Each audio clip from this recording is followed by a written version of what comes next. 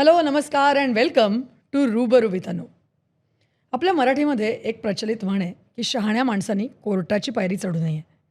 पण कोर्टाची पायरी चढायची नसली तरी कायदेशीर काही गोष्टी या कराव्याच लागतात. आणि त्या का कराव्या लागतात, कशा केल्या पाहिजेत हे समजून घेणं गरजेचं आहे. मी बोलते ते मृत्यूपत्र किंवा विलबद्दल. आता हे शब्द ऐकून नक्कीच तुमचे कान आणि डोळे इथे लागले असणार आहेत स्क्रीनकडे. कारण आजच्या जमान्यामध्ये विल किंवा पत्र करणं हे खूप गरजेचं झालेलं आहे. पण नेमकं हे मृत्यूपत्र करायचं कसं? कुठलं मृत्यूपत्र व्हॅलिड असू शकतं? त्याच्यासाठी पहिलं पाऊल नेमकं काय उचलायचं? वकिलाची मदत कशी घ्यायची? असे असंख्य प्रश्न आपल्याला पडतात आणि मग तिथेच आपण कुठेतरी थांबतो की अरे आत्ता कुठे? करूया ना, थोड्या वर्षांनी करूया. हीच चूक होती आहे का? हेच सगळं आज आपल्याला समजून घ्यायचं आहे. आणि म्हणूनच रूबरू विथ अनुमध्ये मी अनु आज जो विषय घेऊन आली आहे तो अत्यंत महत्त्वाचा आणि वेगळा विषय. तो म्हणजे मृत्यूपत्र किंवा विल कसं करावं किंवा तुम्ही केलं आहे का?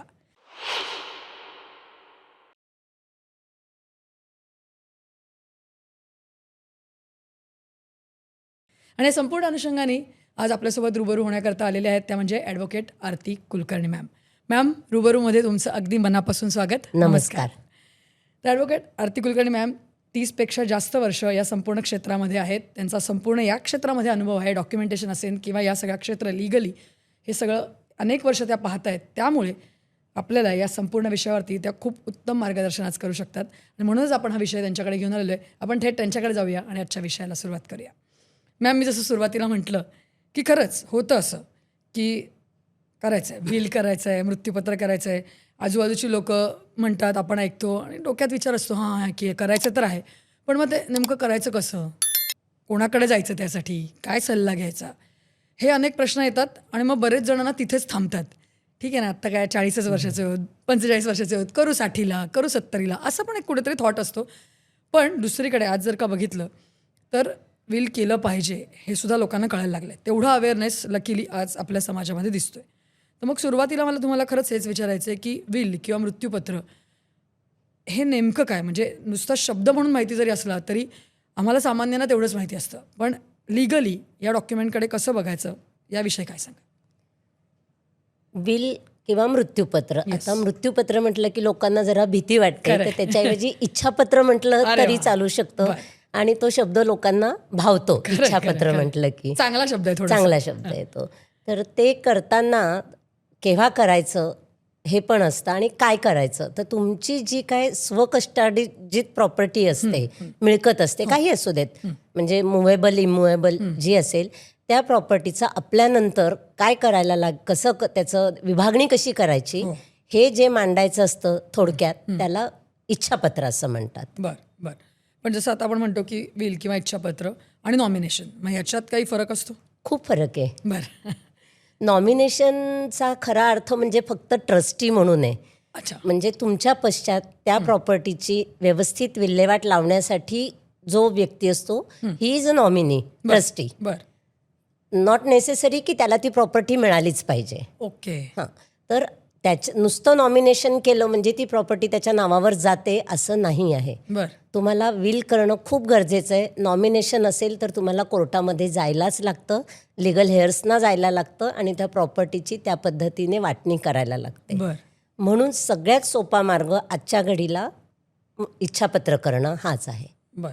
म्हणजे जसं तुम्ही म्हणालात तसं, कारण हल्ली ना नॉमिनेशन म्हणजे कुठल्याही तुम्ही साध्या बँकेत जरी गेलात तरी ते अकाउंट उघडल्या सांगतात की नॉमिनी ठेवा. त्याच्यामुळे लोकांना हे माहिती असतं. परंतु मग इच्छापत्र करताना किंवा विल करताना कुठेतरी लोकांच्या मनात तोच एक समज असतो की त्याच्यासाठी मग वकिलाकडे जायला लागेल का किंवा नेमकं काय प्रोसेस करायला लागेल. तर त्या दृष्टिकोनाने आज आपण बोलणार आहोत. पण मला तुम्हाला तेच विचारायचं आहे की अजूनही ना कुठेतरी समाजात एक हे असतं की अरे आपल्याकडे काय एवढं इच्छापत्र कशाला आपल्याला करायला लागतं आहे, विल कशाला करायला लागते. ते श्रीमंतांचे चोचले आहेत, त्यांच्याकडे खूप प्रॉपर्टी आहे, खूप पैसा आहे, खूप जमीन आहे, तर मग त्यांना ते करणं गरजेचं आहे. पण मग हे मिथ आहे, ही रियालिटी आहे का खरंच सगळ्यांनी विल करायलाच पाहिजे? छोटंसं का होईना एखादं घर जरी असेल तरी त्यांनी विल करणं खूप गरजेचं आहे. कारण आजकाल लोकांना वेळ नसतो आणि कोर्टाच्या प्रोसिजरमध्ये थोडा वेळ जाऊ शकतो, पैसा खर्च होऊ शकतो. तेच जर त्यांनी विल करून ठेवलं असेल तर त्याचं डिस्ट्रीब्युशन खूप इझिली होतं. बरं. नक्की. तर त्याच्या आणि नॉमिनेशनच्या संदर्भात म्हणजे बँक आणि शेअर्स वगैरेच्या ह्याच्यात नॉमिनेशनवर ट्रान्सफर होतं. पण प्रॉपर्टी जी आहे, इमुव्हेबल प्रॉपर्टी आहे, ही नुसत्या नॉमिनेशनवर ट्रान्सफर होत नाही. आयदर तुम्हाला कोर्टाकडनं सक्सेशन सर्टिफिकेट, हेअरशिप सर्टिफिकेट तरी घ्यायला लागतं बरं. किंवा मग विल रिक्वायरमेंट आहे. बरं. पण म्हणजे एकूणच तुम्हाला असं, तुम्ही आता वकील आहात, तुम्ही या सगळ्या गोष्टींमध्ये इतके वर्ष काम करताय, कसं आहे म्हणजे अप्रोच लोकांचा कसा आहे? काही वर्षांपूर्वी कसा होता, आत्ता तो बदलताना दिसतोय का? लोक खरंच विल करतायत? भारतामधली परिस्थिती जर का विचार केला तर साधारण कशी दिसते की लोक विल करतायत, त्यांची तेवढी मानसिकता तयार झाली आता, वाटतं तुम्हाला असं? आता हळूहळू ती मानसिकता यायला लागली आहे. 10 वर्षापूर्वी बघितलं तर आता काय करत, म्हणजे इव्हन आपल्या घरातले पण उदाहरणं तुम्ही बघितले असतील. आई वडील आहेत, सासू सासरे आहेत, तर काय गरज आहे, Exactly. काय गरज आहे, काही भांडणं होणार नाही आहेत आमच्या मुलांमध्ये, नंतर ते समजुतीने करून घेतील, Correct. असं एक असायचं. पण त्याच्या मागे त्याच्यानंतर मुलांना जी धावपळ करायला लागते ती त्यांच्या लक्षात येत नव्हती. बरं. पण आता हळूहळू लोकांमध्ये ते Awareness अवेअरनेस आलेला आहे. त्याच्यामुळे आता बऱ्यापैकी लोक, अगदी छोटी खोली असेल तरी ते लोक येतात, मॅडम आम्हाला विल करायचंय, हे करायचंय, ते विचारायला येतात, चौकशीला येतात. तर आता अवेअरनेस वाढलाय आपल्या भारतामध्ये. बरं. पण म्हणजे विल करण्यासाठी काय काय क्रायटेरिया एकतर असू शकतात, सगळ्यात पहिली गोष्ट. आणि मग जसं मी मगाशी म्हटलं की बऱ्याच वेळेला असं होतं की 40-45 आहे ना आपण, ठीक आहे ना, 60 वर्षाचं हो तेव्हा करू शकतो. तर मग त्याला असं वयाचा क्रायटेरिया काही आहे, असू शकतो किंवा असायला पाहिजे ॲज अ ॲडव्होकेट, तुम्हाला वाटतं? नाही, संज्ञान झाल्यानंतर तुम्ही कोणत्याही क्षणी विल करू शकता, जेव्हा तुम्हाला वाटेल तेव्हा. बरं. आणि तुमची स्वतःची प्रॉपर्टी असेल, तुमच्या नावावर जी प्रॉपर्टी असेल त्याच्या संदर्भात तुम्ही करू शकतात विल बरं. संज्ञान झाल्यानंतर. त्याच्यासाठी वयाचा क्रायटेरिया काही नाही. हल्ली तर इतकं अनसर्टन झालंय की कोणत्याही क्षणी काही होऊ शकतं. त्याच्यामुळे आणि विल ही अशी गोष्ट आहे की तुम्ही कोणत्याही क्षणी ती बदलू शकतात, परत नवीन करू शकतात. तर तुम्ही ते करून ठेवणं केव्हाही योग्य आहे, कोणत्याही क्षणी. जेव्हा तुम्हाला असं वाटत असेल की नाही आता आपली प्रॉपर्टी बऱ्यापैकी आहे आणि त्याचं व्यवस्थित व्यवस्थापन करणं गरजेचं आहे, त्यावेळेस तुम्ही ते विल करू शकतात. बरं. पण हा झाला फक्त वयाचा मुद्दा. आता समाजामध्ये अनेक गोष्टी बदलल्या, जसं तुम्ही मगाशी म्हणालात की 10 वर्षापूर्वीची सिच्युएशन वेगळी होती, परिस्थिती वेगळी होती. आता मॅम बऱ्याच कंडिशन बदलल्या आहेत. म्हणजे जर का आपण समाजाकडे बघायला गेलं तर अविवाहित बायका असतील, म्हणजे अविवाहित कोणी बाई पुरुष असेल, किंवा सिंगल मदर असतात, सिंगल फादर असतात, घटस्फोटित लोक असतात. तर मग अशा सगळ्या कंडिशन्समध्ये विलचे प्रकार किंवा विल हे वेगवेगळं असू शकतं किंवा कशा पद्धतीने असतं ते? नाही, विलचे प्रकार नसतात, पण त्याच्यात जी माहिती लिहायची असते ना, ती सगळी अगदी खरी खरी माहिती त्याच्यात गेली पाहिजे. बरं. सगळं व्यवस्थित, सगळ्या मुलांची नावं. एखादं तुम्हाला वाटलं की ह्या मुलाला मला द्यायचं नाही, तर तुम्ही त्याचं नाव लिहायचंच नाही असं नाही करायचं. त्याचं नाव लिहून त्याला मला द्यायचं नाही असं तुम्ही मेन्शन करू शकतात त्याच्यात. हां, पण लपवायची कोणतीच गोष्ट नाही, नाहीतर ते बिल कोर्टामध्ये ग्राह्य धरलं जात नाही अच्छा. त्या केसमध्ये. बरं.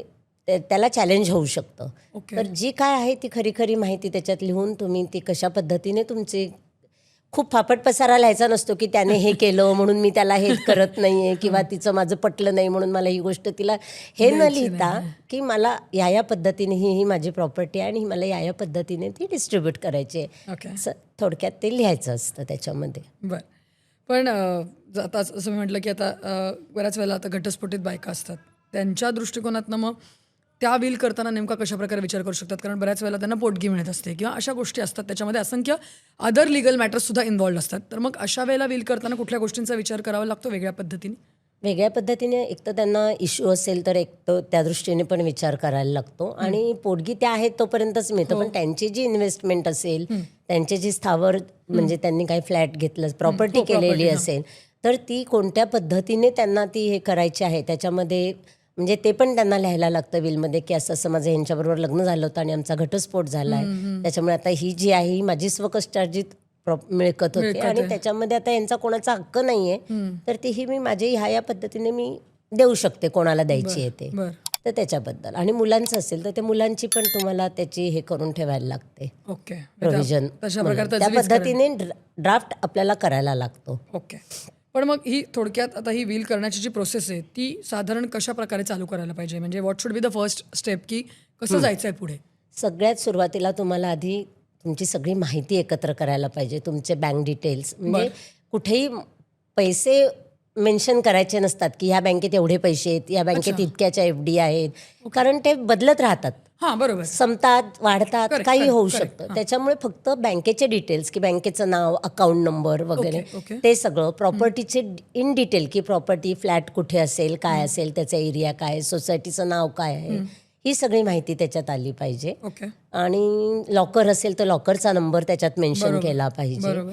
ही सगळे तुम्ही आधी एकत्र करायची ती माहिती, ती व्यवस्थित एका पेपरवर तुम्ही लिहून घ्या त्याचं सगळं. आणि मग त्याच्यानंतर ती कशा पद्धतीने डिस्ट्रीब्यूट करायची हे पण तुम्ही लिहून वकिलांजवळ द्या.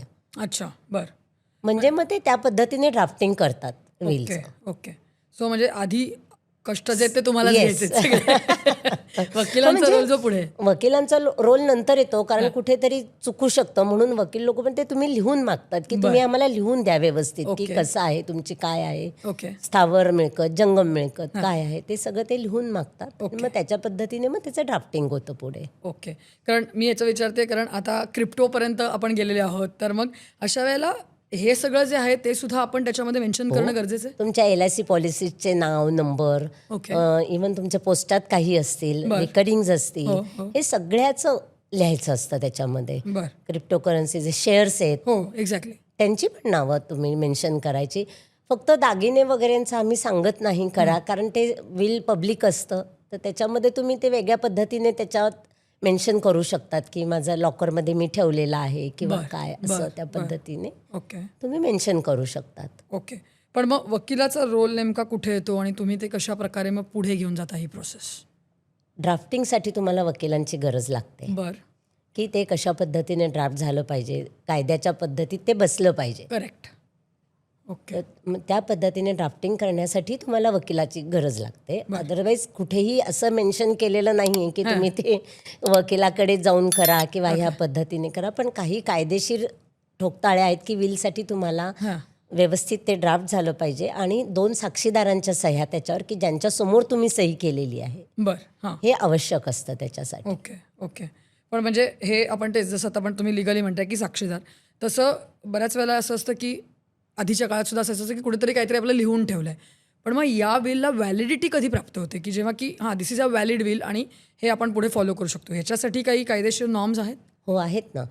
म्हणजे कसं आहे की तुमची तिथे सही असणं खूप आवश्यक आहे. ओके. एकतर कुठेही तुम्ही लिहून ठेवलं नुसतं तुमचं अक्षर तुमचं आहे म्हणून ते विल वैध ठरत नाही. हां, तोच पॉईंट आहे. तुमची सही आणि तुमच्यापेक्षा म्हणजे 2 विटनेसने त्याच्यावर तुमच्या समक्ष सह्या की यांनी आमच्या समक्ष सह्या केल्यात या विलवर, ओके. असं सांगणाऱ्या विटनेसच्या सह्या त्याच्यावर असतील बरं. तर ते नुसत्या पेपरवर लिहून ठेवलेलं विल पण ग्राह्य धरलं जातं. अच्छा. पण मग रजिस्ट्रेशनची आवश्यकता नाही आहे विलला? कायद्याने नाही आहे.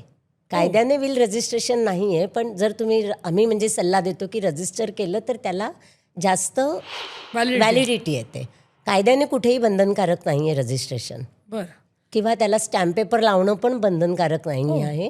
नुसते पेपरवरती लिहून 2 विटनेसच्या सह्या, तुमचा फोटो, अंगठा असं असेल. पण जर ते रजिस्टर असेल, नोंदणी तिथे जाऊन तुम्ही करतात, त्याच्यामुळे चॅलेंज करणाऱ्यांना ते कठीण जातं. एक्झॅक्टली माय पॉईंट. म्हणजे तुम्हाला त्याच मुद्द्यावर मला यायचं होतं की बऱ्याच वेळेला असं होतं की विल केलं आहे आणि मग त्याच्यानंतर कुठल्याही कारणाने जर का ते कोर्टात चॅलेंज झालं तर मग अशा वेळेला हे रजिस्टर्ड विल जास्त कामी येऊ शकतं? Yes, okay. ते जास्त होतं. कारण बऱ्याच वेळा असं होतं एखाद्याला जर प्रॉपर्टी मिळाली नाही तर ते म्हणू शकतात, आहेत तसे उदाहरणं पण आहेत की त्यांनी वडील त्यांच्याकडे राहत होते, त्यांनी त्यांच्याकडनं सह्या करून घेतल्या, वडिलांना कळत नव्हतं तेव्हा त्यांनी सह्या करून घेतल्या, किंवा वडील त्या अवस्थेत नव्हते तेव्हा त्यांचा अंगठा घेतला. तर हे सगळे प्रश्न जेव्हा ते रजिस्ट्रेशनला जातात तेव्हा त्यांचा तिथे सब रजिस्ट्रार ते प्रश्न विचारतात त्यांना अच्छा. की तुम्ही हे विल करताय ते तुम्हाला मान्य आहे ना, तुम्हाला कळतंय ना काय केलंय ते, आणि त्यांचा तिथे फोटो असतो, थंब इम्प्रेशन असतं, त्याच्यामुळे त्याला वैधता जास्त येते. करेक्ट. करेक्ट. पण मला असं वाटतं ॲज अ लॉयर किंवा ॲडव्होकेट तुम्ही हे सजेस्ट कराल की अशा प्रकारे विल प्रोसेसमध्ये केलेलं जास्त बेटर आहे. ओके. म्हणजे कायद्याने कंपल्शन नाही आहे त्याच्यासाठी, राईट. पण ते करणं जास्त गरजेचं आहे. ओके. आणि एकूणच जसं आता आपण बघतो की बऱ्याच वेळेला किंवा आपण रजिस्ट्रेशन करताना सुद्धा तुमची मानसिक परिस्थिती व्यवस्थित आहे की नाही, म्हणजे मला हे विचारायचं तुम्हाला काही मेडिकल रेफरन्स याच्यामध्ये असतो का आणि तो असणं गरजेचं आहे का रजिस्ट्रेशनसाठी किंवा इन जनरली विल नुसतं नोटरी किंवा नुसतं लिहून ठेवताना आम्ही सांगतो की डॉक्टरचं सर्टिफिकेट तुम्ही त्याला जोडा. You are mentally fit to execute the will. Exactly. मग तो हे तुम्ही तुमचे जे रेग्युलर डॉक्टर्स असतात, फॅमिली डॉक्टर म्हणा, तर त्यांच्याकडनं ते सर्टिफिकेट त्यांच्या लेटर हेडवर घेऊन ते त्याच्यात लावायला लागते. रजिस्ट्रेशनला तर कंपल्सरीच आहे, कंपल्सरी. ओके. आणि ते पण 1 दिवस आधीचंच. म्हणजे असं खूप तुम्ही 15 दिवस 20 दिवस आधी घेऊन, कारण सांगते तसं की अनसर्टन्टी आहे सगळ्याच गोष्टींची. हो हो.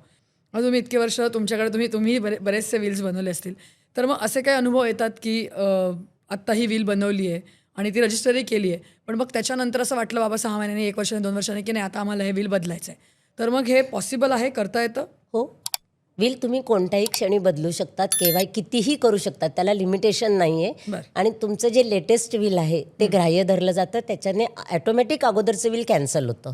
अच्छा, ओके. हां, तर तुमचं जे आत्ताचं जे लेटेस्ट जे विल असेल, तुम्ही जायच्या आधी जे काही केलेलं असेल तेच कायद्याने ग्राह्य धरलं जातं, त्याच्यामुळे तुम्ही ते केव्हाही बदलू शकतात.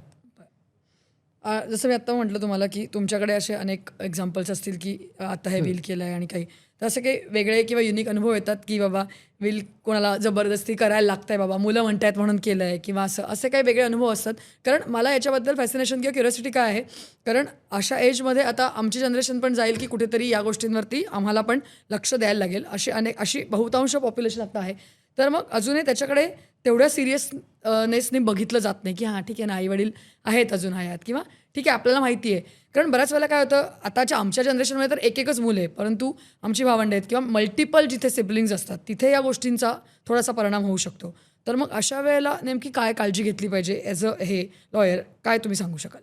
तसं काळजी घ्यायलाच लागते, पण तुम्ही जे म्हणालात एकच मुलगा आहे, हो, तो हो. उलट आता असं झालंय की एक मुलगा असला तरी त्याला प्रूव्ह करायला लागतं की मी एकुलता एक आहे हो. म्हणून. तर त्याच्यासाठी पण विल करणं गरजेचं आहे की हा आमचा एकच मुलगा आहे बरं. आणि जी पण काय आमची संपत्ती असेल ती त्याला मिळावी म्हणून. बरं. ते पण गरजेचं आहे. तर असं नाहीये की असा बराच जणांचा समज आहे की Exactly. एकच मुलगा आहे तर कशाला करायचं विल, Exactly. जे काय आहे ते ते त्याचंच त्याचंच आहे, आहे. हां. पण त्याला ते प्रूव्ह करणं गरजेचं पडतं की मी एकटाच मुलगा आहे म्हणून. ओ. तर कधी कधी पुढे जाऊन जेव्हा तुम्ही प्रॉपर्टी सेल करता ते करता तेव्हा बँका सांगतात हेअरशिप सर्टिफिकेट आणा, हां. कोर्टाकडनं प्रूव्ह करून आणा की तुम्ही एकटेच आहात म्हणून.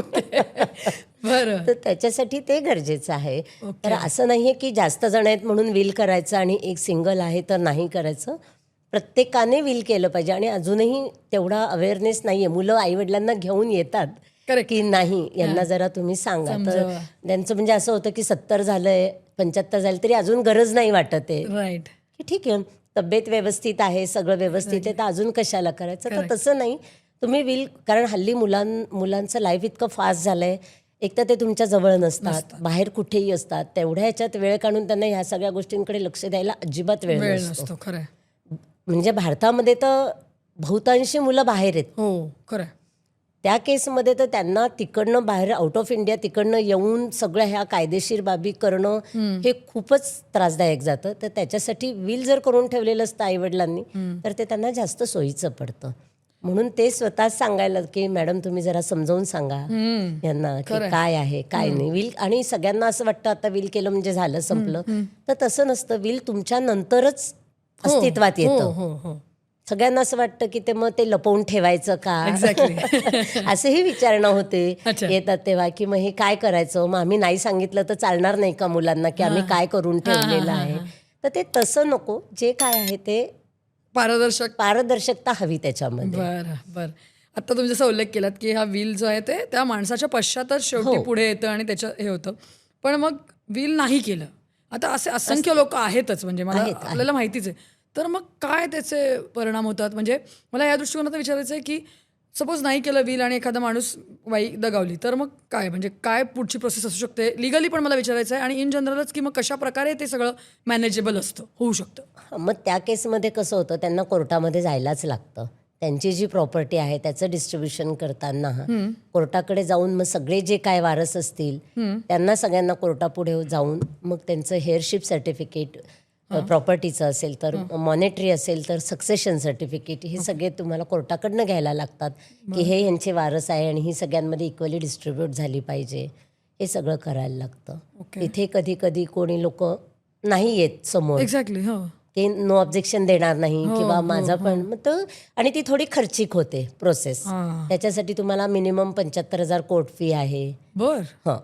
मिनिमम नाही, मॅक्झिमम 75,000 आहे. बरं. आणि बाकीचा खर्च असतो, वकिलांची फी असते, हे सगळं. आणि वेळ द्यायला मुख्य काय आहे, पैसा तर ठीक आहे पण वेळ मात्र द्यायलाच लागतो. 4-5 महिने अच्छा. मिनिमम, बरं. तेवढे त्याच्यामध्ये जातात. तर मग ते सगळा त्रास जर पुढच्या पिढीचा वाचवायचा असेल खरं. तर पालकांनी सुज्ञपणे करून ठेवणं जास्त गरजेचं आहे ॲट एनी एज. मला वाटतं खूप हा महत्त्वाचा मुद्दा तुम्ही सांगितलात, कारण जसं मी मगाशी म्हटलं की अजूनही तो सिरियसनेस कुठेतरी येत नाही आहे. पण खरंच पुढच्या पिढीचा जर का हा सगळा त्रास वाचवायचा असेल तर मला वाटतं हे आधीच करणं गरजेचं आहे. गरजेचं आहे. दुसरं म्हणजे आता एक महत्त्वाचा मुद्दा मला तुम्हाला विचारायचा होता, तो म्हणजे लिव्हिंग विलबद्दलचा. काय आहे लिव्हिंग विल? नेमकं काय आपण त्याच्याबद्दल सांगू शकतो आणि काही डिफरंट आहे का? हो, डिफरन्स? लिव्हिंग विल किंवा त्याला मेडिकल विल असं म्हणतात. बरं. ते तुम्ही अस्तित्वात असतानाच वापरलं जातं. बरं. ओके. तर त्याचं परदेशामध्ये त्याची भरपूर आहे, म्हणजे सुरुवात झालेली आहे ते सगळं करण्यामागे. म्हणजे कसं व्हेंटिलेटर लावणं, सपोर्ट सिस्टीम लावायची की नाही, नळीवाटे अन्न द्यायचं की नाही, ह्या सगळ्या गोष्टी त्याच्यात लिहिल्या, म्हणजे त्या तुम्हाला करायच्या की, कारण त्या क्षणी तुम्ही डिसिजन घेण्याच्या परिस्थितीत नसतात. नसतो. ओके. आणि तुमचे जे मुलं किंवा तुमचे जे केअरटेकर असतात ते पण डिसिजन घेऊ शकत नाही की नक्की काय करायचं. करेक्ट. डॉक्टर लोक तर ते तर तुमच्यावर सोडतात हां, शेवटी. तुमच्यावर सोडतात आणि ते शेवटपर्यंत प्रयत्न करत करणारच. त्यांचं काम आहे ते. तर त्या क्षणी मग काय डिसिजन घ्यायचा हा जो प्रश्न असतो तो टाळण्यासाठी हे लिव्हिंग विल किंवा मेडिकल विल करतात. पण त्याचा अजून आपल्याकडे एवढा म्हणावा तसा प्रसार आणि गव्हर्नमेंटकडनं त्याचं अजून पूर्ण ओके. रेग्युलर हे झालेलं नाही आहे. पण ते हळूहळू सुरुवात झाली आहे त्याची. हो. पण मला असं living वाटतं willची. खूप पॉझिटिव्ह येस, ते करणं आताच्या दृष्टीने खूप गरजेचं आहे, कारण आयुष्यमान वाढतंय, हो. मेडिकल सपोर्टने ते अजून वाढवलं जातंय. हो, हो. तर त्याच्यासाठी त्याचाही विचार करणं गरजेचं आहे. ते हळूहळू कायदा पण त्याच्या पद्धतीने बदलतोय. तर जेव्हा केव्हा ती वेळ येईल तेव्हा तुम्ही त्याचा कायदेशीर सल्ला घेऊन ते करावं, हे जास्त गरजेचं आहे. कारण म्हणजे त्या विलपेक्षा पण लिव्हिंग विल करणं जास्त गरजेचं Actually, आता झालेलं आहे. हो. जसं तुम्ही म्हणालात तसं की आपण जेव्हा सेन आहोत, आपण जेव्हा त्या कंडिशनमध्ये आहोत, तेव्हाच जर का मला वाटतं या गोष्टी मेन्शन केलेल्या असतील तर त्या आजूबाजूच्या लोकांना पण मला वाटतं सोपं जाऊ शकतं सोपं की जाऊ काय नेमकं करायचं आहे. आता लोक येतात तेव्हा बिलमध्ये लिहायला सांगतात की आमचे कार्य करू नये, मी आता त्याच्यावरती येणारच होते की की हे आमच्या मृत्यूच्या पश्चात हे करू नका, ते करू नका. पण असं असतं ना की तुमचं विल केव्हा वाचलं जातं, हां. तुमचे सगळे कार्य वगैरे सगळं झाल्यानंतर ते वाचलं जातं. तर त्याच्यात लिहून काही उपयोग नसतो त्याचा. बरं. म्हणून आम्ही त्यांना सांगतो की हे ह्याच्यात लिहू नका, कारण त्याचा काही उपयोगच नाही Correct, लिहून. correct. तर त्या केसमध्ये लिव्हिंग विल जास्त उपयोगाचं आहे. उपयोगाचं आहे. नक्की. त्याचा अवेअरनेस वाढणं आणि त्याच्यासाठी हे करणं जास्त आता गरजेचं आहे. मला असं वाटतं आपल्या अशा माध्यमांमधनं आणि किंवा तुमच्याकडनं जेव्हा ही ऑथेंटिक माहिती येईल तेव्हा लोकांचा पण अवेअरनेस वाढेल, कारण आम्हाला हा शब्द ऐकून माहिती असतो परंतु एक्झॅक्टली काय करायचं आहे, कशा प्रकारे ते पुढे गेलं पाहिजे हे माहिती असणं गरजेचं आहे. तर तुम्ही आता उल्लेख केलात की चॅलेंज, मग हे विल चॅलेंज होण्याकरता काय स्पेसिफिक रिझन्स आपल्याकडे दिसतात किंवा तुम्हाला दिसत असतील आता इतक्या वर्षाच्या प्रॅक्टिसमध्ये काय असतं की हे विल चॅलेंज होतं? तेच मी म्हटलं ना की 3-4 मुलं असतील, वडील एकाच मुलाकडे राहत असतील कायम, दुसरे येऊन जाऊन असतील, त्या मुलाने काही विल करून हां. चुकीचं करून घेतलं असेल, काय असेल, तर इन दॅट केस ते बाकीचे लिगल एअर्स ते चॅलेंज करू शकतात ओके. की हे यांनी बरोबर नाही केलं आहे. मग ते पण ते प्रूव्ह करण्याची जबाबदारी ज्यांनी चॅलेंज केले त्यांच्यावर असते ओके.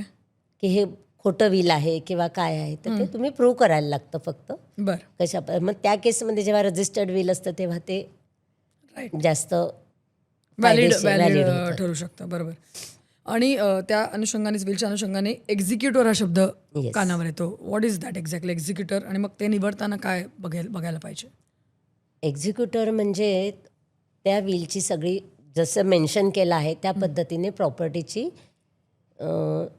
विभागणी करून देणं, ओके. हे काम एक्झिक्युटरचं असतं. एक्झिक्युटर कोणीही असू शकतो, even beneficiary can be a executor. बरं. तर बेनिफिशियरी म्हणजे तुमचे जे मुलं ज्यांना तुम्ही ते मुलंच असं नाही, तुम्ही ज्यांना कोणाला देता आहात तुमची ती प्रॉपर्टी, तर त्या पद्धतीने ती सगळ्यांना दिली जाते आहे की नाही हे सगळं बघायची. किंवा आता मुलं बाहेर असतात तर ते कोर्टाकडनं हे समजा आता प्रोबेट कंपल्सरी. दुसरा मुद्दा, प्रोबेट आता गव्हर्नमेंटनेच 2 महिन्यापूर्वीच हे काढून टाकलेलं आहे. प्रोबेट जे विल कोर्टाकडनं मान्य करून घ्यायचं असतं त्याला प्रोबेट म्हणतात. ओके. ओके.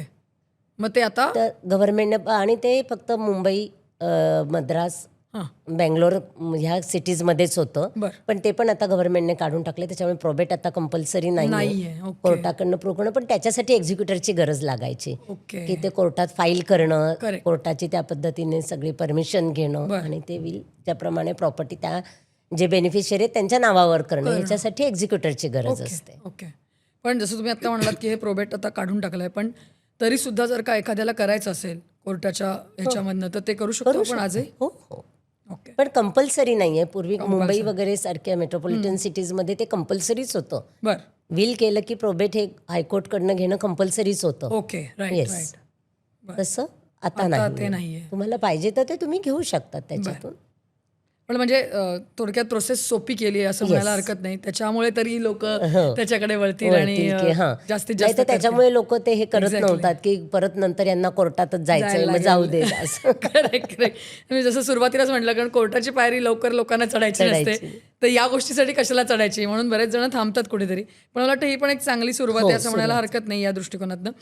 दुसरं म्हणजे मला तुम्हाला विचारायचं आहे की विल म्हटल्यानंतर ना अजूनही असं वाटतं की काही बनावट विल आहे का, किंवा झाली आहे का, किंवा ड्युप्लिकेसी त्याची झाली आहे का, किंवा आपल्या अपरोक्ष असं.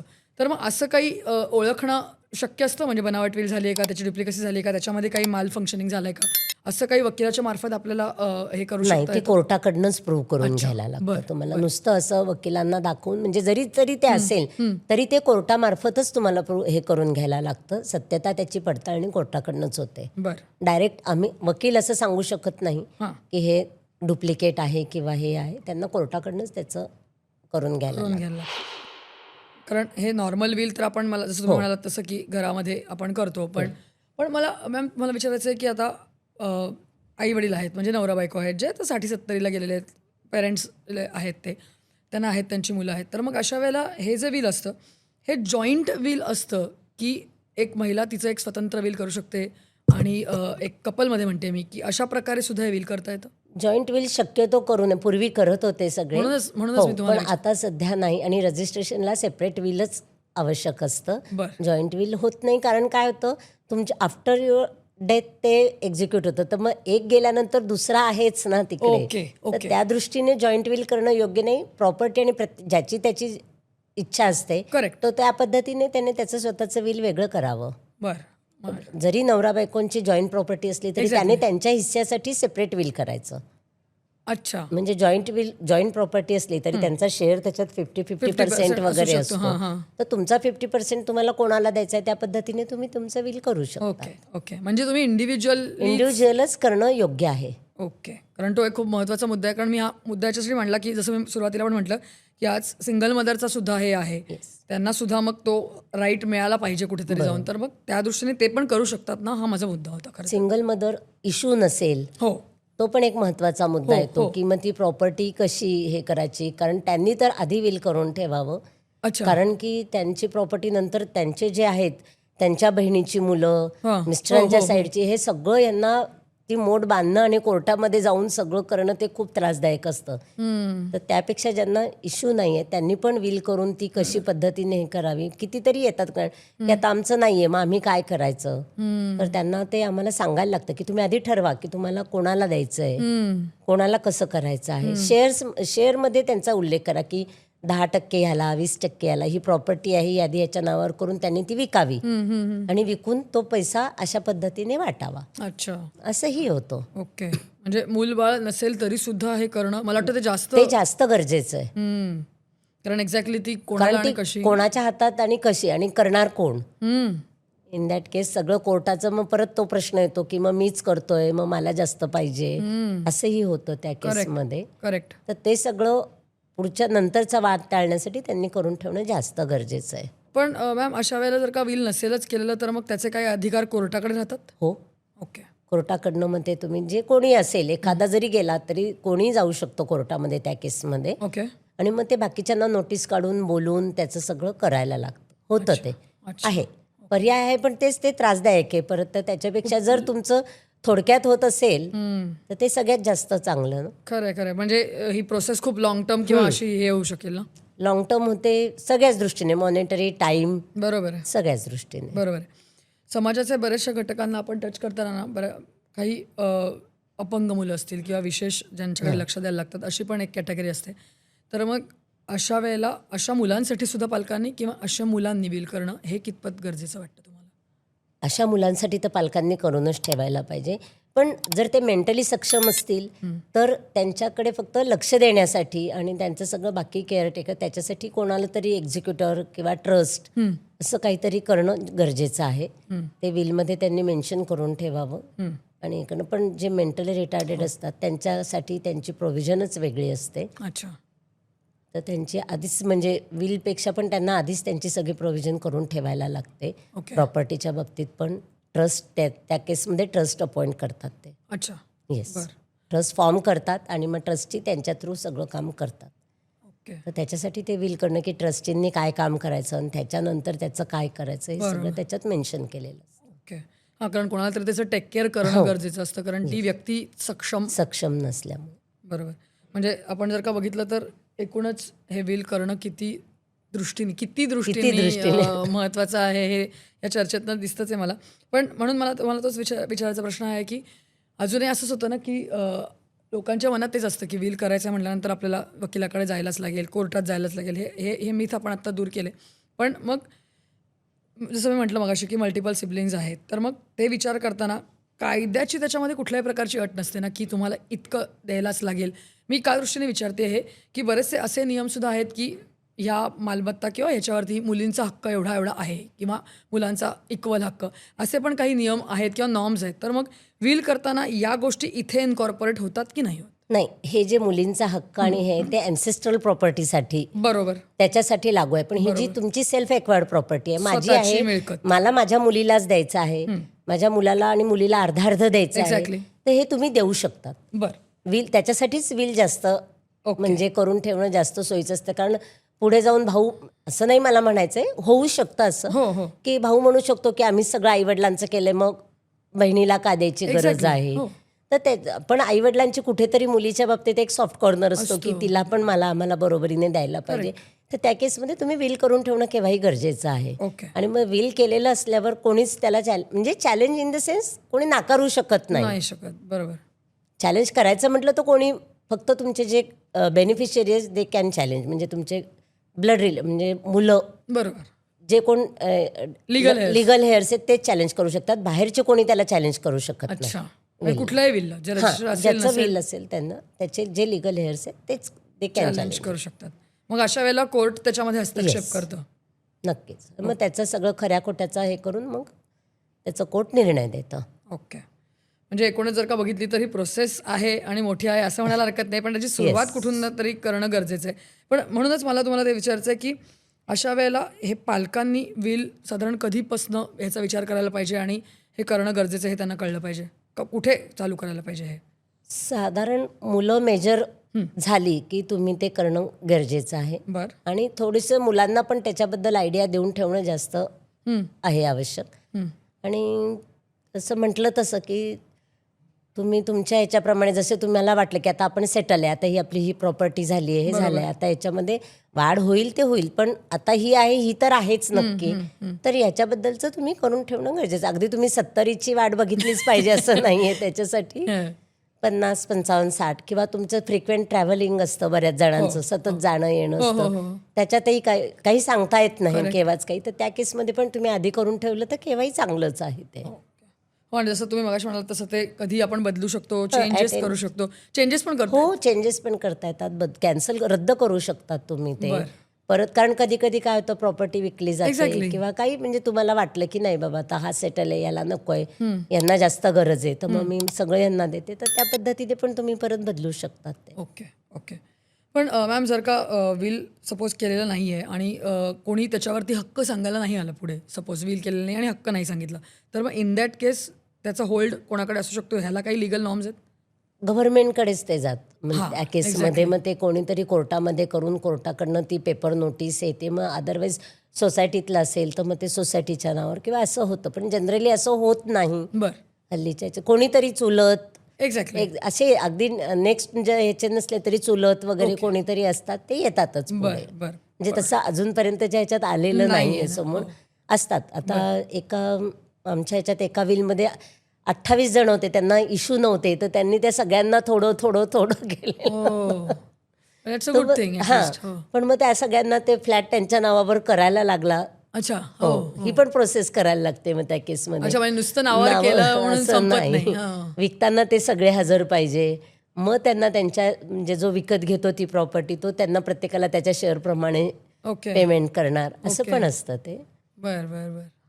पण हे सगळं नीट व्हावं म्हणून विल करणं गरजेचं आहे, खरंय खरंय नक्की की नंतर मग त्यांच्यामध्ये नाहीतर भांडणं होतात, एक्झॅक्टली.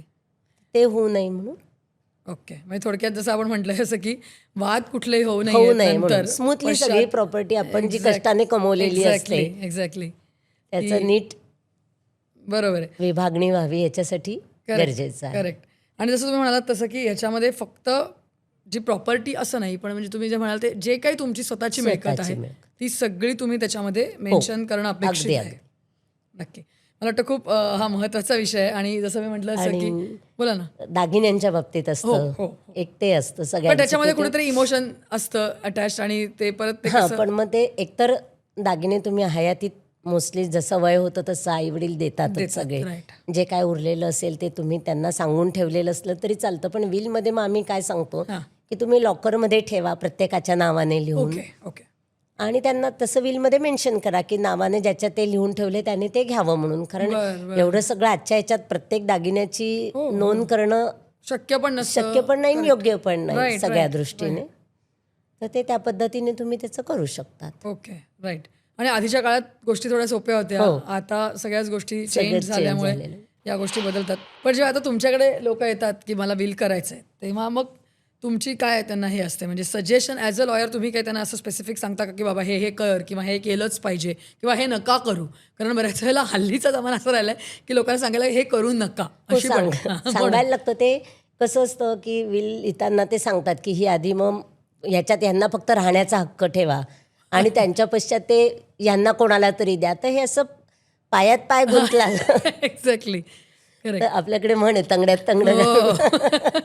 तर तसं करू नका असं आम्हाला सांगायला लागतं त्यांना की तुम्ही एकाच्या नावाने करा फक्त. त्यांना पण पुढे जाऊन प्रॉब्लेम होतो त्या गोष्टीचा. आता इश्यू नसेल तर त्यांना ती डोनेट करायची असेल तरी पण मग ते तसं नाही लिहिता येत प्रॉपर्टीचं, अच्छा कारण ती आधी कोणाच्या तरी नावावर राहायला लागते. अच्छा बरं त्याच्याशिवाय ती विकली कशी जाणार? मग तुम्ही तसं लिहा की ती विकू यांच्या नावावर करून यांनी विकून मग ह्या संस्थेला त्याचे पैसे द्या.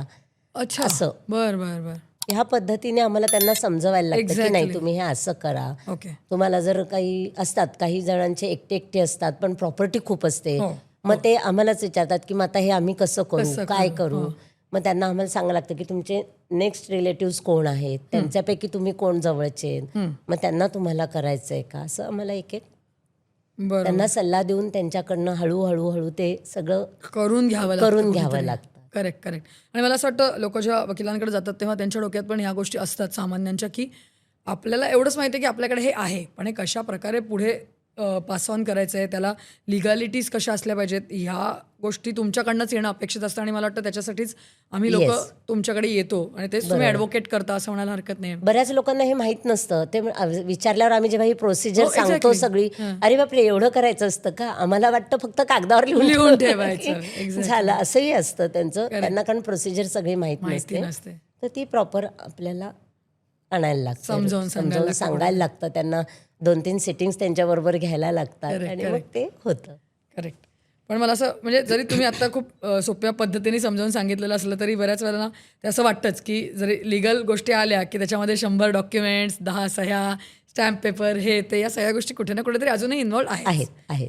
फक्त तुम्ही म्हणालात तसं की पुढच्या गोष्टी किंवा पुढच्या पिढीला ॲटलिस्ट होणारे त्रास ते टाळण्यासाठी. आणि ह्याला कसं स्टॅम्प पेपर वगैरे काहीच नाहीये, तुम्हाला तो खर्च नाहीये याच्यामध्ये कुठेच काहीच, तर त्याच्यामुळे ते जास्त योग्य आहे. नक्की. मला वाटतं हा विषय याच दृष्टिकोनातून मला घ्यायचा होता की याची गरज एकतर आहेच आज. फक्त मी म्हटलं असं की कुठेतरी अजूनही लोक त्याच्याकडे तेवढ्या गांभीर्याने बघत नाहीत आणि बघितलं तरी त्या स्टेपपर्यंत जात नाहीत, कुठेतरी त्या पावलापर्यंत उचलेपर्यंत अजूनही ती हे होत नाहीये.